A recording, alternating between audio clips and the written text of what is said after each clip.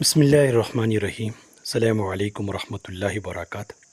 اسلام کو سمجھنے کے لیے اور اس کے مطابق عمل کرنے کے لیے اپنی پوری جدوجہد کریں، پوری کوشش کریں اور اس چینل کو سبسکرائب کریں۔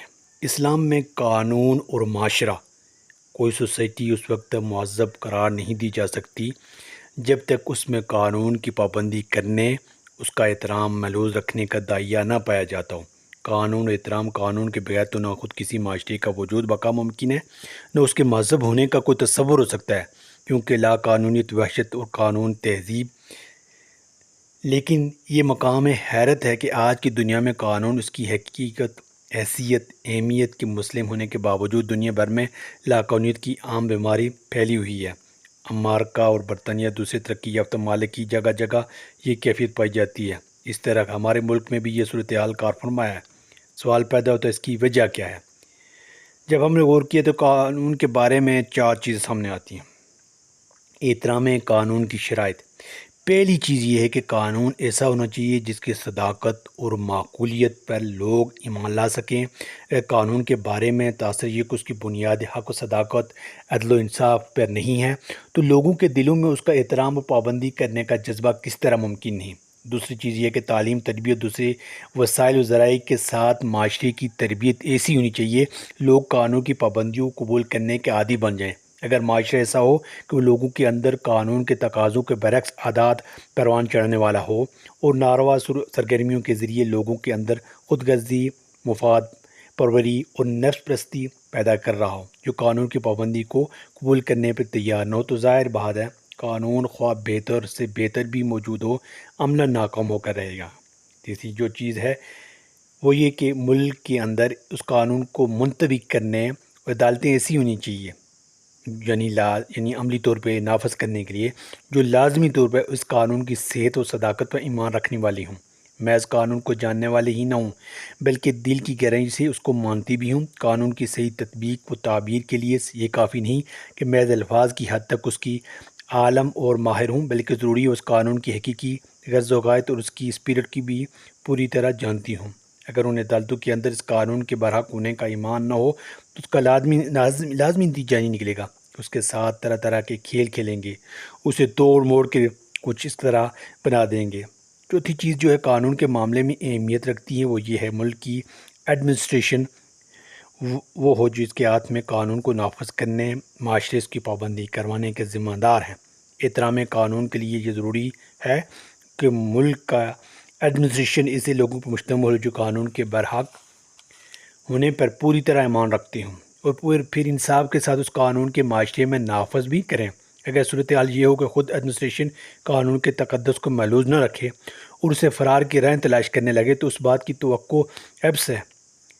عام لوگ قانون کی پابندی کریں گے، ایسے ایڈمنسٹریشن تو خود قانونی شکنی کرنے والوں کی پشت پناہی کرتے ہیں۔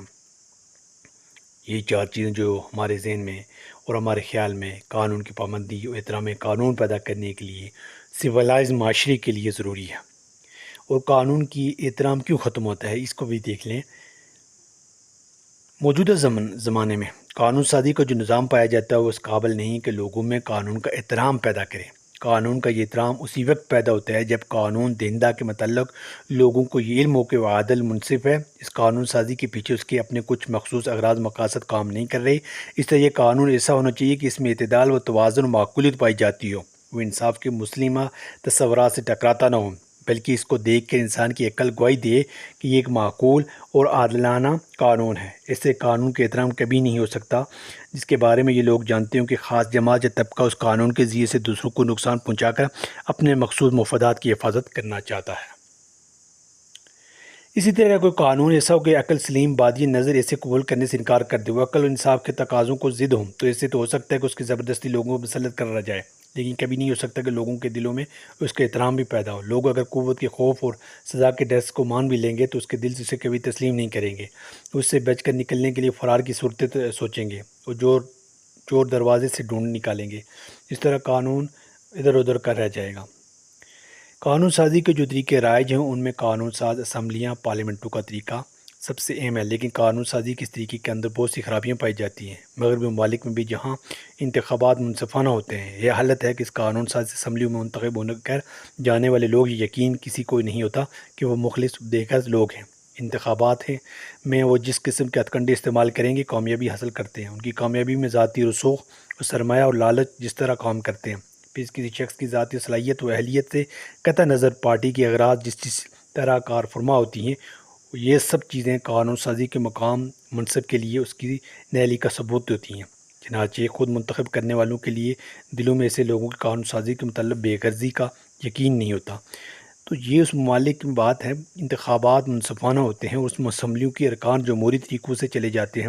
دوسرے وہ ممالک جہاں انتخابات منصفانہ نہ ہوتے ہوں، یہ لوگ جانتے ہیں کہ ہمارے یہ نمائندے کن راستوں سے منتخب ہو کر آئے ہیں، کون سی قوتیں ان کی پشت پر تھیں، اور انتخابات جیتنے کے لیے کیا کیا دھاندلیاں اور انہوں نے کی ہیں۔ ایسے قانون سازوں کے متعلق لوگ یہ کبھی نہیں مان لے سکتے قانون سازی وہ کریں گے خلوص اور بے غرضی پر مبنی ہوگی، اس لیے ایسے قانون کو کوئی احترام اس کے دلوں میں پیدا نہیں ہو سکتا۔